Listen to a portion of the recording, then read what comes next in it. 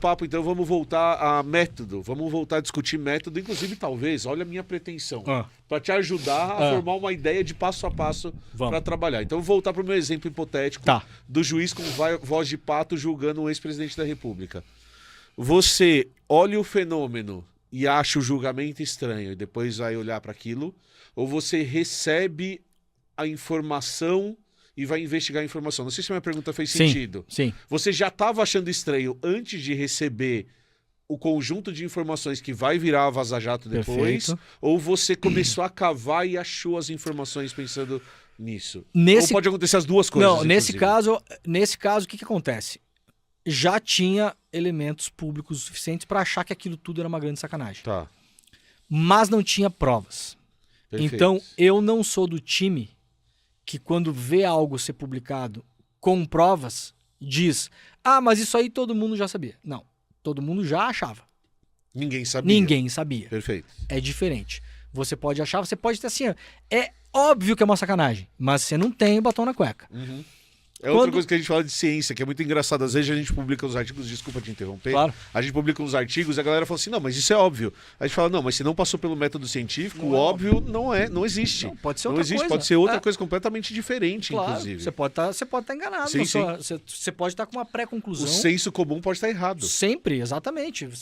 E aí, assim, eu, nesse caso, da Vaza Jato, por exemplo, né?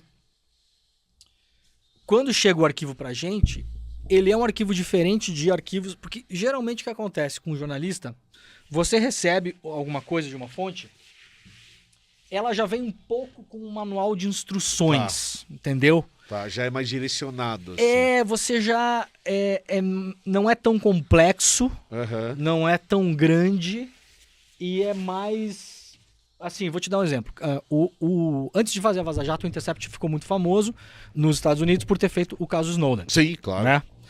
O Snowden... Que é o maior caso da Intercept até hoje. Sim, e é o caso que fez o Glenn Greenwald se tornar famoso mundialmente, né? Ganhou o Pulitzer. O filme da Laura Poitras, que é o filme sobre o caso Snowden, ganhou um Oscar, né? No filme, a gente vê isso, porque o filme é um documentário, eles voando até a Ásia para encontrar o Snowden no hotel. O Snowden entrega para o Glenn uma pasta chamada First Look. Tanto é que a empresa mãe do Intercept chama-se First Look Media, por causa disso.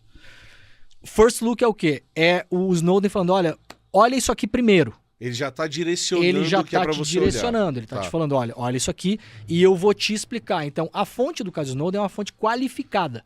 Ele explica quais são os softwares que eram usados para espionagem, como é que plugava nas big techs, como é que os caras passavam informação, como é que tinha o grampo de telefones de cidadãos dos Estados Unidos sem autorização judicial, como funcionava o sistema Prisma. Ele te explica, porque ele é um técnico, é uma fonte qualificada.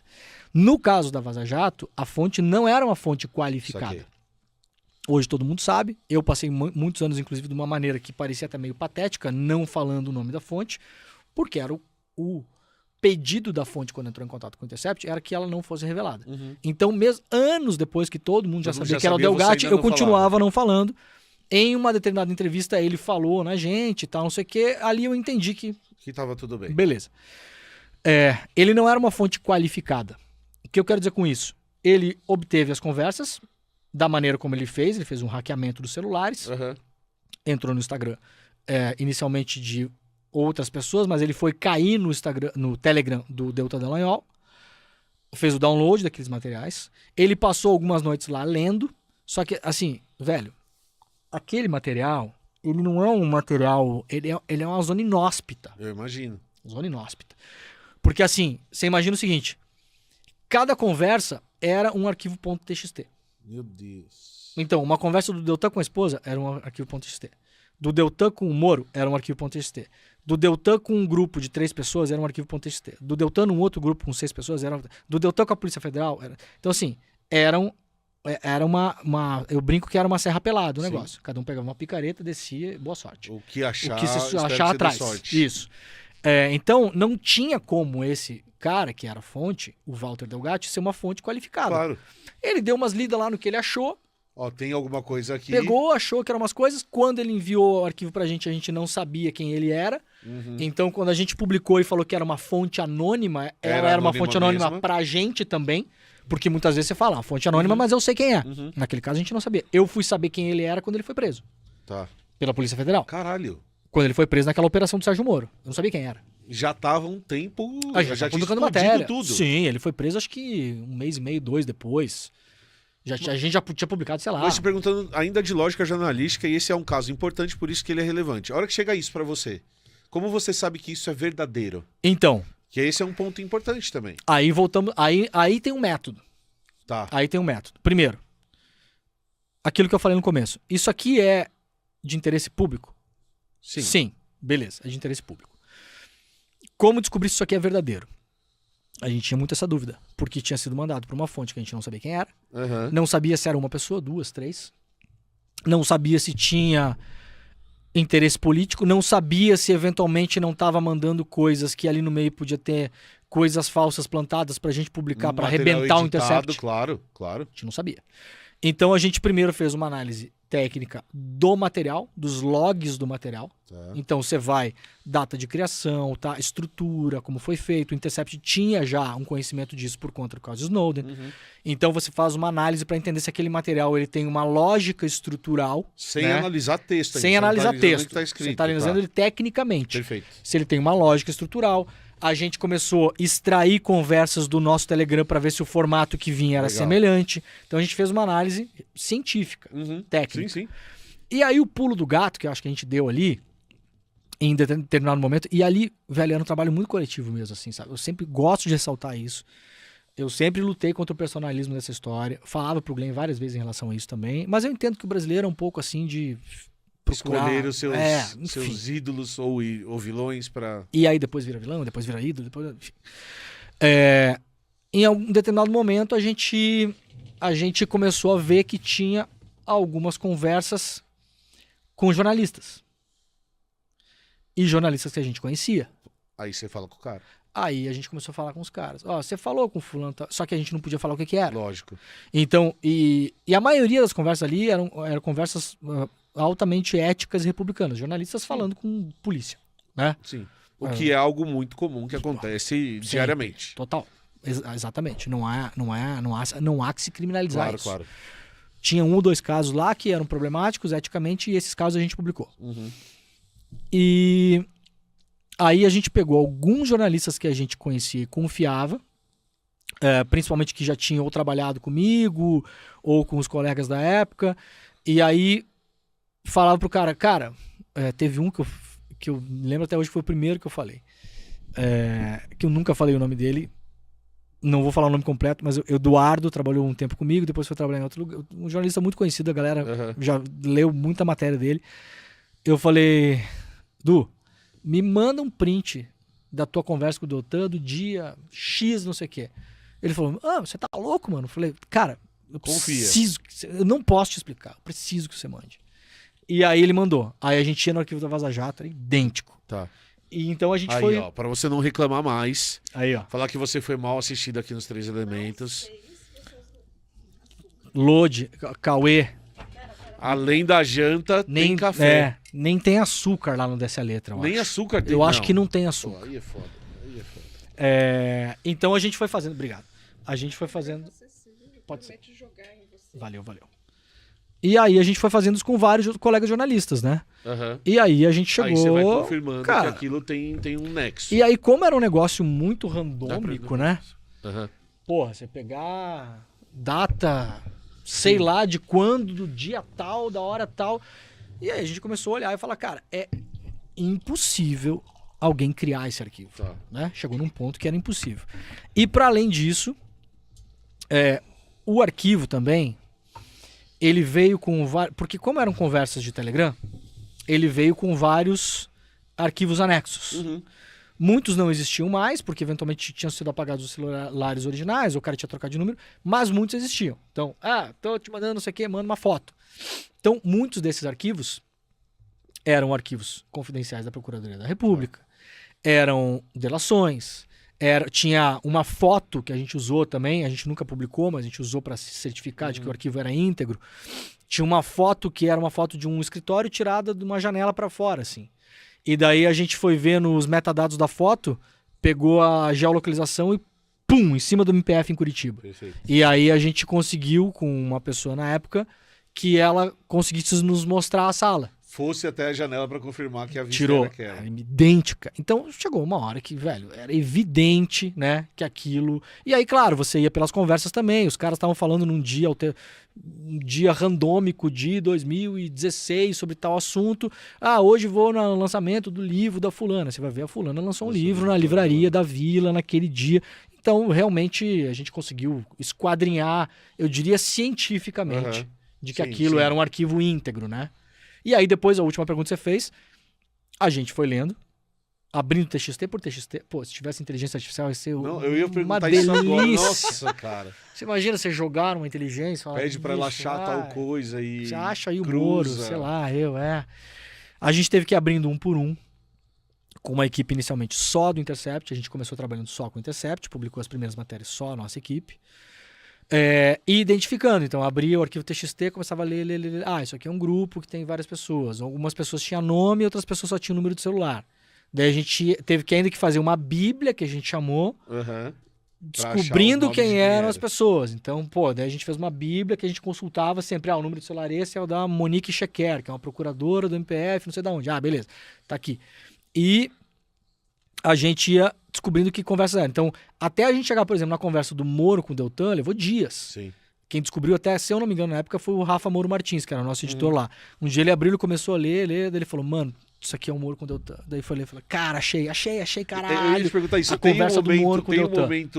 Tem os momentos que a gente vai... Vamos pegar esses caralho, rolou. E daí a gente vai lendo, e aí, claro, a gente não tem o conhecimento jurídico necessário para identificar todas as sacanagens. Então, nesse momento também a gente tinha um corpo jurídico que a gente pegava os trechos e mostrava, e os caras falavam, isso aqui evidentemente não pode ser feito. Peraí, o Moro tá mandando o Deltan falar com uma pessoa que pode ser uma testemunha contra o réu? Isso é absurdo, o juiz nunca vai poder fazer isso. Sim. O juiz não é acusação, né? Então, isso aqui é obviamente legal. Isso aqui é antiético, mas não é legal. Isso aqui até comum acontecer, que a gente ouve falar, mas comprovadamente é absurdamente ilegal. Então a gente foi construindo as histórias com essa lógica de funcionamento. E aí eu tenho uma pergunta que você falou, você citou uma pessoa agora, vou citar ela também. Aí esse seu amigo que te mandou a foto, aí você publica a matéria. Esse cara não te liga depois falando, porra, cara! Não, mas essa dos prints... que ele te mandou o print da essa a gente não publicou. Não, mas não é o print que eu tô falando. Depois... não, você não falou pra ele que era. Você falou, confia em mim. Não, porque é importante. Ele não te liga depois e fala assim, porra, caralho, velho. Não, a galera ficou enlouquecida. As amizades foram desfeitas. Não, pelo contrário, a galera tava falando, caralho, velho, era isso, porra, caralho, não sabia. Eu fiquei imaginando eu assim, caceta, olha lá, cara, o demônio publicando tal coisa. Mas, cara, era uma tensão também, porque assim, por um lado, muito louco, né? As pessoas perguntam, você sabia o que não sei o que. Eu sempre falo tranquilamente, eu não vou dizer que eu sou o cara que botou o olho e sabia o que ia acontecer. Não sabia. Eu acho que quem tinha uma ideia melhor era o Glenn, por já ter feito o caso Snowden. Sim. Então o Glenn, pela experiência que ele já tinha, eu acho que ele tinha uma ideia muito melhor do que nós, do tamanho que aquele negócio ia ser. Eu achei que ia ser grande, mas não achei que 4 meses depois o Lula ia estar na rua. Sim. A consequência prática foi essa. Né? Não, a consequência prática, em termos diretos, é o Lula ser presidente da República hoje. Isso é um fato também. Exato. Eu não chegaria tão longe na época. Tá. Porque você estava ali fazendo o seu trabalho. E trabalhar com arquivo é o que a gente fazia. Sim, sim. Então, por um lado, era só mais um arquivo. Por outro lado, a gente sabia o tamanho da bronca. Então, o que a gente decidiu fazer? Quando o arquivo chegou, eu lembro até hoje, eu estava em casa num domingo, arrumando as malas. Eu ia tirar uma semana de férias, ia passar o aniversário do nosso filho, de 1 aninho dele, na Suécia, porque eu tinha sido convidado para dar uma palestra lá, e daí eu falei, vamos embora, vamos todo mundo. Era maio, Dia das Mães. Eu falei pra Ana, olha, já acho que vai estar um clima bom, já não tá mais tão frio e tal. E o Glenn me ligou. E o Glenn, uma coisa que as pessoas não sabem, eu já falei algumas vezes, eu acho. O Glenn não participava do Intercept. Tá. E não era sequer o nosso chefe. O Glenn, quando me chamou para trabalhar no Intercept, ficou muito claro entre nós que o meu chefe chamava-se Betsy Reed, que era a diretora de redação do Intercept em Nova York. Uhum. O Glenn era fundador e colunista do site. Então, o Glenn, até o momento que a gente começou a trabalhar as matérias da Vaza Jato, eu cheguei no final de 2017 no Intercept. Passamos toda assassinato da Marielle, eleição de 18 e metade do ano 19, 1 ano e meio, o Glenn nunca tinha pisado na redação. Uhum. Então, a galera tem um pouco uma fantasia de que ele não tava, na verdade. Então, o dia que o Glenn me ligou nesse domingo, Dia das Mães, eu fiquei até espantado, porque não era comum ele me ligar. Tá. A gente se conversava, sei lá, uma vez a cada 2 meses, por algum assunto muito específico. O Glenn é um cara, nesse sentido, muito livre, muito doido, assim, não queria saber de gestão de redação, quem é editor, quem não é, quem você vai contratar, quem que é o repórter, foda-se, não quero saber, mano, toca aí. E via as matérias publicadas no ar como qualquer ser humano. Uhum. Não participava de reunião de pauta, nada. De vez em quando entregava a coluna dele. Então, quando ele me ligou, eu achei estranho. Pensei, puta, aconteceu alguma coisa, né? Fiquei até preocupado. Daí ele fez a clássica brincadeira. Tá sentado? Então senta. Aí ele falou, não, pá, cara, tem alguém mandando aqui, não sei o quê, pá. E o Glenn é um cara muito exagerado. E eu falei, tá. Uhum. Mas o que é? Ele falou, não, é um monte de coisa, uns arquivos, conversa, não sei, tem que ver o que tem, mas ele falou que as conversas da Lava Jato, não sei o quê, de um aplicativo, do Telegram, papapá. Não tinha muito uma noção do que era. E eu indo viajar. Eu falei, cara, tô indo viajar. Hoje, de noite. Vou ficar uma semana fora. Eu vou mandar pra sua casa 2 editores do site. Eles vão olhar o material e a gente se fala. Liguei pros editores, fui viajar. E eles foram pra casa do Glenn, segunda, terça, quarta-feira. Eu liguei pro Alexandre Desante, que era editor lá também. Um dos caras que ajudou a carregar o Intercept nas costas, nesses 5 anos todos que a gente tocou juntos lá. E liguei pro Rafa Moro Martins. E a qualidade deles, entre 1000 qualidades, dos dois, que são 2 jornalistas espetaculares, é que diferentemente do Glenn, e diferentemente de mim também, que não sou tanto quanto o Glenn, mas somos 2 malucos, eles não são. Eles são pé no chão. Eles são muito pé no chão. Eu sou muito pé no chão com a apuração também, mas eu sou muito empolgado. Se eu vejo o negócio, cara, já penso em como é que vai fazer, caralho. E eles são uns caras muito, sabe, muito técnicos. E aí quando eles me ligam e falam, bicho, quente. É isso.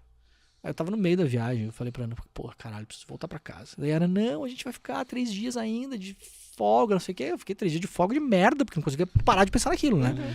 O tempo todo. E aí quando eu volto, que a gente começa a trabalhar em cima. E aí qual que é o esquema de não ter contado pros colegas? Sim. A gente fez um esquema tem um navegador chamado Tor. Sim, conheço, claro. Que trabalha numa lógica de anéis de cebola. Sim.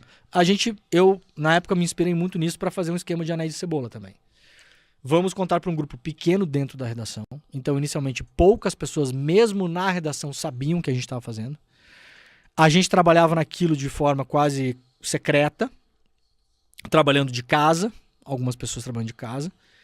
Aos poucos, a gente foi contando para mais pessoas da redação. Então, precisamos de mais braço para apurar. Então, chama a Amanda. Amanda Aldi, que era repórter lá também, hoje está na agência pública, outra, excelente repórter.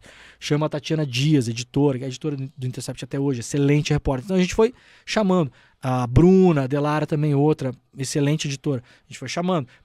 Agora a gente vai precisar pensar como é que a gente vai montar isso, como é que vai ser. A gente precisa de um design para esse negócio, a gente precisa de um nome para esse negócio. Então a gente foi chamando a galera aos poucos. Então, para falar para a galera de fora, pra você ter uma ideia, a gente não entrou nem em contato com a defesa do Lula, ninguém. A gente não falou com ninguém. Não se falou com o Zanin, não se falou com ninguém. A gente trabalhou muito fechado, num grupo muito reduzido. E o nosso planejamento, e isso é até contado no livro da Vaza Jato, que foi publicado pela Letícia Duarte, que é uma repórter que contou essa história. Tinha uma guerra de braço, uma queda de braço ali, entre mim e o Glenn, porque o Glenn queria publicar rápido, alguma coisa. Você falou que o Glenn estava afastado, mas na hora que isso chega, ele se integra. Ele se integra, ele começa a trabalhar trabalhando de casa. Sim, mas ele se integra. Mas ele se integra e começa.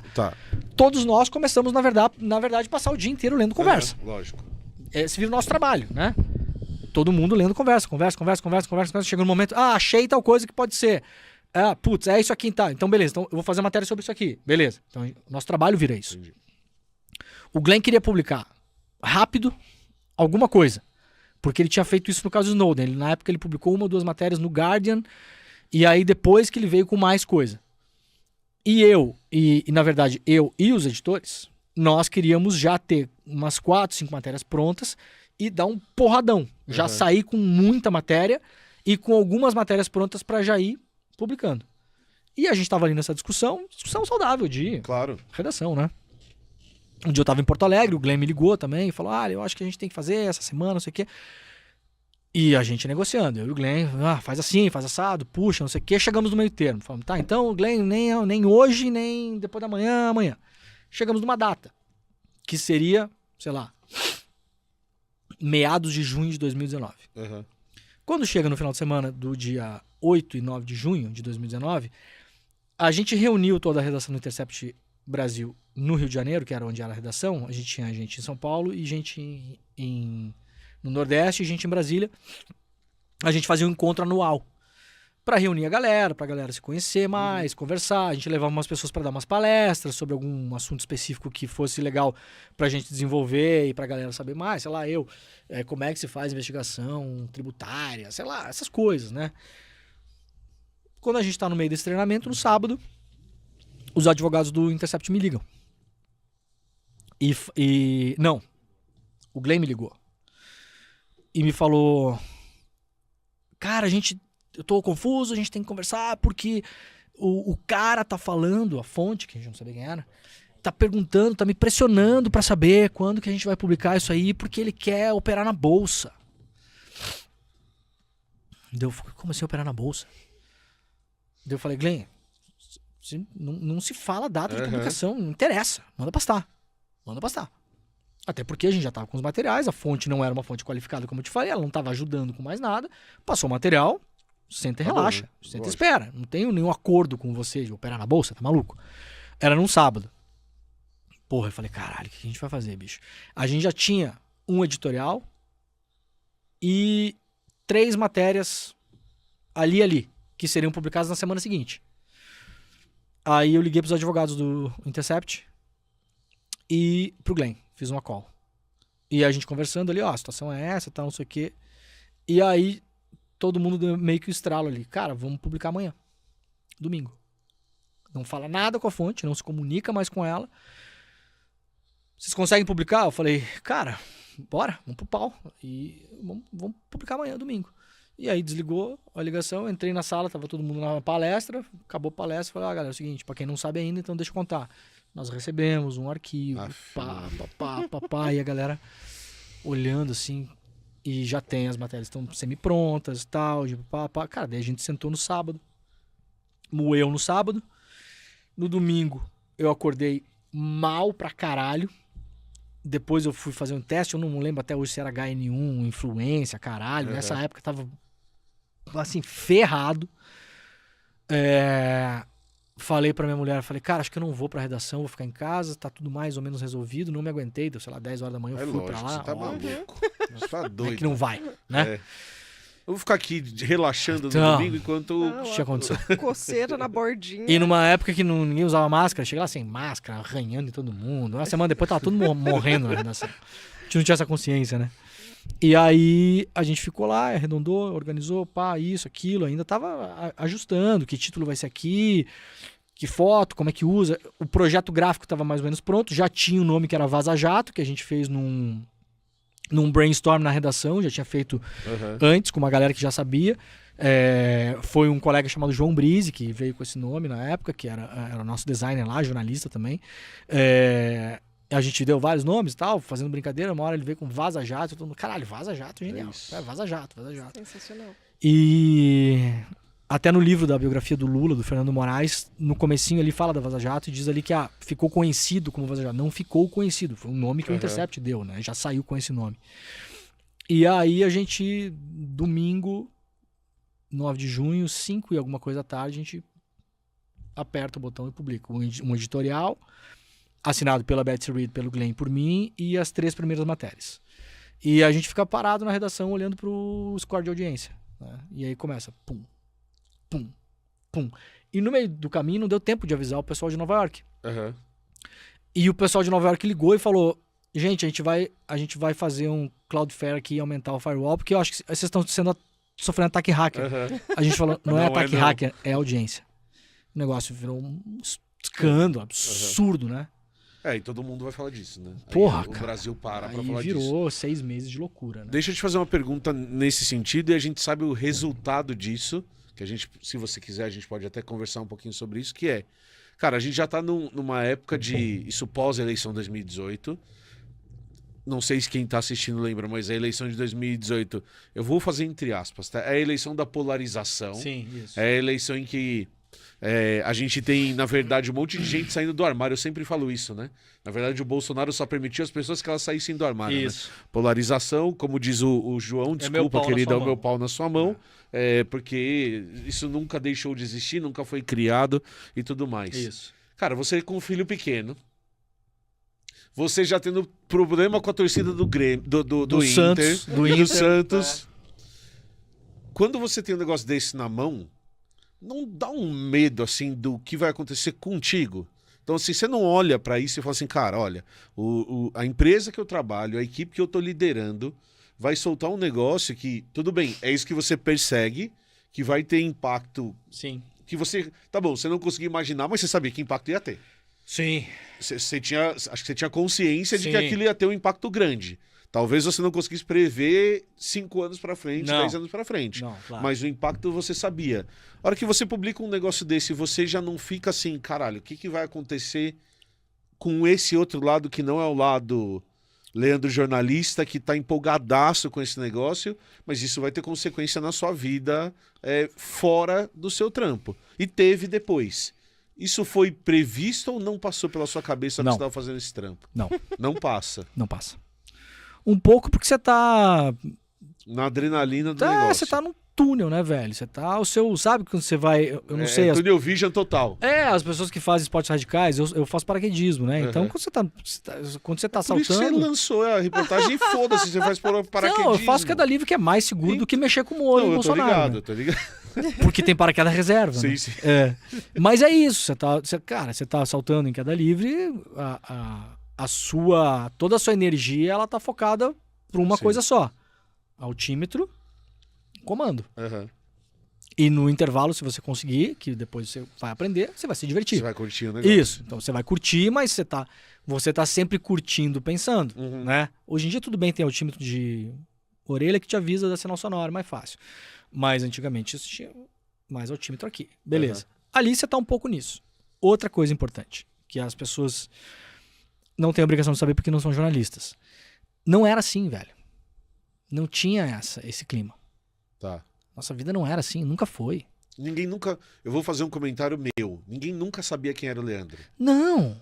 Do mesmo jeito que ninguém nunca sabia a marca de vacina. Não. Ninguém nunca... Não, é sério. Isso. O paralelo pode ser tosco, mas... Não, é isso. Ninguém nunca sabia quem era o jornalista daquilo que estava sendo lido. Não sabia. Primeiro porque, assim, eu sou um jornalista de escrita. Tanto é que na universidade, eu nunca quis fazer cadeira de televisão.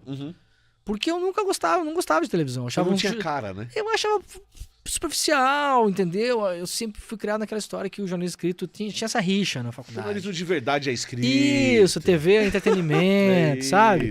Matéria tem 30 segundos, entendeu? Comercial de xarope, sabe? A gente ficava tirando onda de quem fazia televisão. É uma imbecilidade. Hoje o que seria da gente sem vídeo? Vídeo é um negócio animal. Eu acho hoje muito mais animal do que escrever. Hoje eu ando com preguiça de escrever, por exemplo. Eu gosto muito mais de gastar meu tempo fazendo vídeo porque eu vejo o impacto que tem na vida das pessoas e quanto chega mais longe, né? Mas a gente tá falando de uma época pré-pandemia, pré-boom dos podcasts e tal. É outra época. Então, primeiro, eu não era um jornalista conhecido. Nem ambicionava em ser desse jeito, nem nunca tinha me preparado para isso. E nem, na verdade, imaginava que isso ia acontecer. Primeiro. Segundo, não era o ambiente hostil de imprensa que a gente tem hoje. Então, por mais que passasse pela minha cabeça... Nunca passaria pela minha cabeça que eu teria que andar 3 anos com segurança, como aconteceu. Nunca, velho. Jamais. Você ia pensar em sair do país por isso. Jamais passou pela minha cabeça, cara. Jamais. Tanto é que no próprio Intercept, antes da Vaza Jato, A gente fez um monte de matéria de chacina policial, de milícia. A gente, no momento que a imprensa brasileira no Rio de Janeiro não subia mais morro pós-chacina, não subia, era proibida, as redações não deixavam. A gente no Rio de Janeiro era talvez o único veículo que ainda subia, com o Pedro Prado, que era um jornalista, videorepórter que trabalhava com a gente. Ele era o cara que chegava no minuto seguinte quando o sangue estava indo espirrando na parede.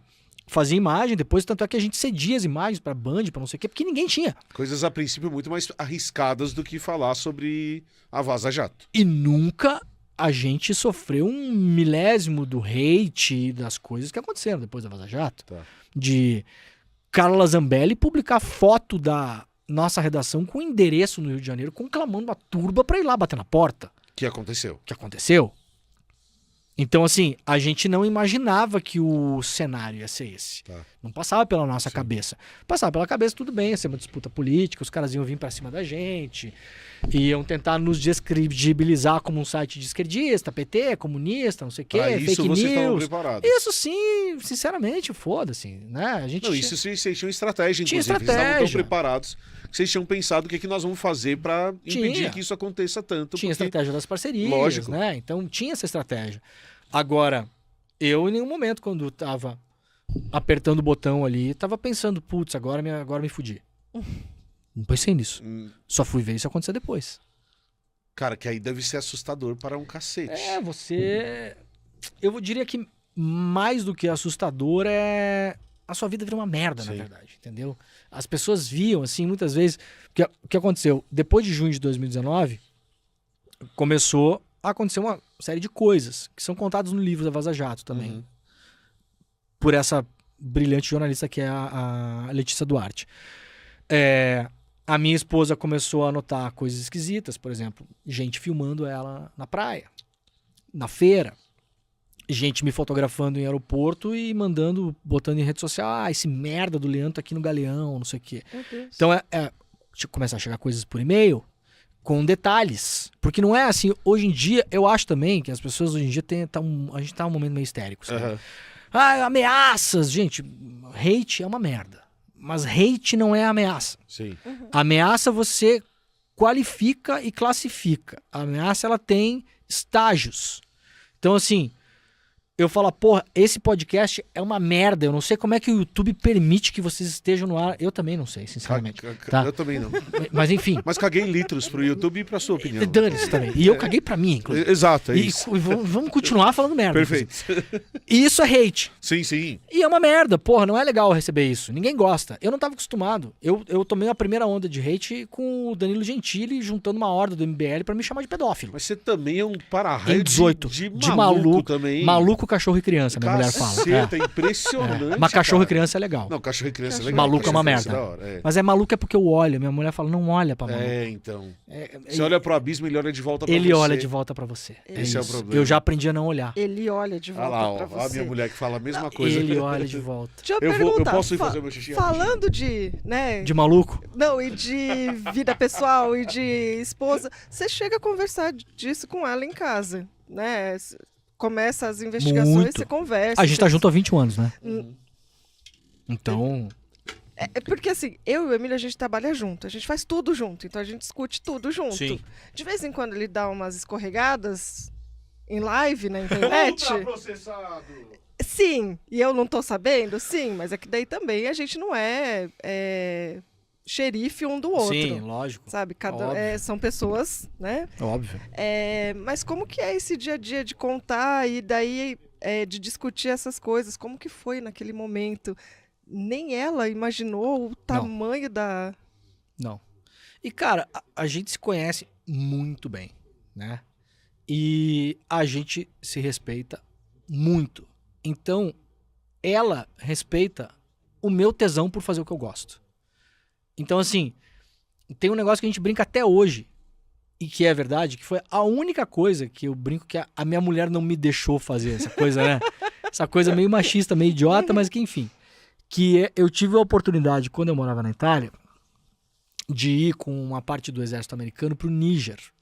O Gaddafi tinha caído já, eu acho. E tem uma grande rota de imigração que acontece na África, que o país de passagem da África subsaariana até você chegar na costa norte da África é o Níger. E o Níger tem uma questão muito complicada geopolítica, eles têm muitos minerais preciosos e terras raras, e é um país em conflito entre várias tribos, e um conflito, obviamente, influenciado e financiado pelas grandes potências ocidentais, para que se mantenha em conflito, sempre. E aquilo, num país conflituoso, vira um grande celeiro de piratas e de coiotes que atravessam pessoas da África subsaariana até chegar no norte da África para poderem atravessar para depois, eventualmente, ir parar na Espanha ou na sul da Itália, que é o mais comum, até a ilha de Lampedusa, que é o ponto mais próximo do norte da África até a Europa, para pedir asilo. E aí, ela não me deixou ir pro Níger. Ela falou, não, você tá, não. Aí você tá pro exagerando. Níger não, velho. Leandro, a gente nem tinha filho ainda. Aí eu sempre tiro onda com ela, né? Quando a gente fala essas coisas. A única coisa eu falo, aí ó, me boicota. Não me deixou ir pro Níger. Me boicota. Mas fora isso, cara, a gente tem muita confiança nessas coisas, assim. Ela sabe que eu não vou fazer uma coisa impensada. Ela sabe que eu sou um cara muito sistemático. Então, se eu tô fazendo uma coisa aqui, eu tô pensando nisso, naquilo. Claro, eu não pensei que ia ser esse nível que aconteceu com a gente, mas também eu não dei mole. Eu expliquei aqui como a gente protegeu o arquivo. A gente mandou uma colega nossa do Intercept, a Cecília Oliveira, na época, que tá no Intercept até hoje ainda, trabalhar lá. A Cecília levou o arquivo da Vaza Jato para os Estados Unidos antes da gente publicar. Então, assim, eu brinco assim, eu sou um maluco, mas eu sou um maluco que tem método. Né? Eu não sou tão doido. Então, assim, nunca foi uma questão. Agora, claro, depois que começam a acontecer essas coisas, que a gente, o Intercept contrata uma empresa de segurança, né? Eles fazem uma espécie de perfil de ameaças, que eu tava falando antes. Hate não é ameaça. Ameaça é o seguinte, vou matar você. Isso é uma ameaça. Mas ainda eu vou matar você. Bom, nível 1 de ameaça, talvez. Vou matar você quando você sair do seu trabalho na Avenida Rio Branco. Isso é um nível 2 de ameaça. Vou matar você, seu viadinho, na próxima vez que você for ver o jogo do Flamengo no Maracanã com seu filho no sábado à tarde, como você estava na semana passada. Isso é um outro... Então o que eu tô dizendo é o seguinte, não que hate não seja uma merda, só que é diferente de ameaça. É diferente das coisas que nós começamos a receber. De detalhes sobre a nossa vida, de rotina, de as pessoas começarem a reconhecer na rua e ver onde é que seu filho estuda, onde é que é a creche, onde é que você mora, como é que os horários que você vai, se você vai de bicicleta, se você vai a pé. Então, isso começa a preocupar. E aí, nisso, muito rapidamente, e nisso o Intercept na época foi perfeito, coloca seguranças. O Glenn já tinha, porque o David Miranda era parlamentar, então já tinha direito a seguranças. E coloca seguranças com a minha família. Junho, julho de 2019. Isso vai até agosto de 22. E só para porque a gente decide, ali no calor da eleição, se mudar para Itália por um tempo. A gente já tinha morado lá, eu e minha esposa. A gente decide ir para lá. Para deixar passar a eleição. Eu já não estava mais no Intercept, eu já tinha pedido para sair, eu tinha passado 5 anos, estava muito cansado, queria pensar em outra coisa, fazer outra coisa. 2, adorava que eles nos ajudaram em muitas vezes, mas eu não aguentava mais olhar para a cara dos seguranças. Não, eu imagino, deve acabar com a sua vida mesmo. No saco. Não, porque... E a lembrança ainda, né, de que você, quando você acha que você vai estar relaxando... Você olha pra ele, isso era o pior. O cara tá na sua garagem. Você é a primeira pessoa que fala isso antes de eu falar. Isso é o pior, porque se ele não tá ali, você esquece. Não deixa de ser perigoso. Mas você não vai receber a mensagem toda hora. Você não fica o tempo todo nessa nóia, entendeu? E aí chegou num ponto que tava assim, os caras viajavam comigo. Aí você chega no aeroporto 3 horas antes, porque o cara tem que passar na salinha da Polícia Federal, desmontar o revólver, colocar cada parte do revólver em um saco diferente e entregar o revólver para a Polícia Federal. Aí a gente chega no aeroporto, a gente tem que ir para a sala da Polícia Federal, ele tem que montar o revólver na frente do cidadão lá. Então, assim, a sua vida começa a virar uma merda. Você nunca tá sozinho. Tá no carro com você o tempo todo, você vai tomar um chopp, tá o cara com você, a galera para de sair com você, porque fala, lógico, pô, caralho, vai passar alguém metralhando o Demore que vou morrer junto, não quero mais saber, nem gosto dele tanto assim, ele vale nem é tão legal, não vale tanto a pena, não vale tanto a pena. Então a sua vida começa a ficar uma merda, de fato. E a saúde? Cara, aí vai tudo pro saco, né? Vai tudo pro saco. Com criança pequena ainda.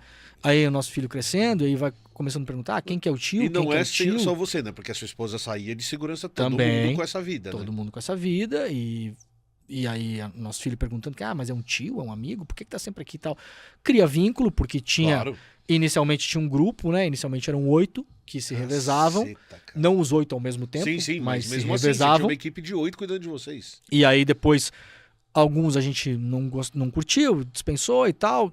Aos poucos eu fui identificando também, infelizmente, os bolsonaristas, né? Ou os caras muito de direita. E aí fui falando, esse cara não dá, esse não. Porque era um trabalho muito específico. Claro. Eu não posso estar com um cara ali que me odeia. Claro. Que eventualmente aconteceu. E aí quando, sei lá, se o cara não tá mandando no zap, tô com um cara aqui em tal lugar, o cara deixa de ser meu segurança, vira. E ele é um cara armado do seu lado que te odeia. Isso, não pode. Exato. Esse fator também. Então a gente criou vínculo com alguns deles, com 3 ou 4 deles, que viraram assim, nossos amigos, estavam lá em casa o dia inteiro. Não tem como, né? Iam pra bar comigo, pra balada, pra viagem, pra hotel. Eu tava mais com segurança do que com a Ana, muitas vezes. E assim, chegou um momento que tem uma cena que é uma cena patética. Que a gente foi pro hotel, aí sobe no elevador, fui pro meu quarto, o segurança foi pro quarto dele. Na época, era o Pessoa, um dos caras que ficou mais tempo com a gente. O Pessoa, ele era muito conversador, então era difícil você se reunir com alguém, porque ele sentava na mesa, ele ficava batendo papo, né? E fora isso, só que ele era um cara muito atento, ele tinha sido policial e tal. Aí eu cheguei no quarto, larguei as coisas, pensei, vou tomar uma cerveja. Abro o frigobar, não tem nada. Vou descer pegar uma cerveja. Eu abro a porta do quarto e ele abre do quarto dele assim. Não, caralho, velho. Não, pera lá. Só vou ali no não, vá pra puta que pariu, não dá, bicho, sabe? Então assim, cara, chegar em ponto que você tem que fugir do segurança no hotel. Não tá dando. Que aconteceu? Que aconteceu várias vezes. Tem que fugir, parecia que eu tava fugindo da minha mãe pra ir pra festa. Anos, 14 anos, sabe? Pra ir pra festa. Abre a porta, vê se o cara tá dormindo. Aí você sai, você volta. Mas depois tomava bronca que nem tomava da mãe? Tomava bronca se os caras descobriam. Claro, você não pode fazer isso, porque é o trabalho do cara. Daí o cara pensa, e se você sai e toma um tapa no meio da cara, no meio da rua, e aí eu vou falar o quê? Que eu tava dormindo? E você apanhou na rua?